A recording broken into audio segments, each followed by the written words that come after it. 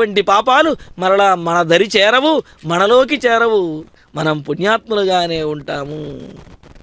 అలాగా ఆ రామనామ జపంతో, రామనామోచ్చారణతోటి మన పాపములన్నీ కూడా మనం పోగొట్టుకుని మరలా పాపములు మన దరి చేరకుండా చూసుకుని జీవితాన్ని సార్థకం చేసుకోవటం కోసమే ఆ శ్రీమన్నారాయణుడు రామచంద్రమూర్తిగా అవతరించి రామనామాన్ని మనం జపించే విధంగా చేసి, రామనామాన్ని జపించడం వల్ల ఎంతటి గొప్ప పుణ్యం వస్తుందనే విషయాన్ని ఆంజనేయ స్వామి వారి ద్వారా మనకు తెలియజేసి మనల్ని తరింపజేస్తూ ఉన్నాడు రామచంద్రమూర్తి.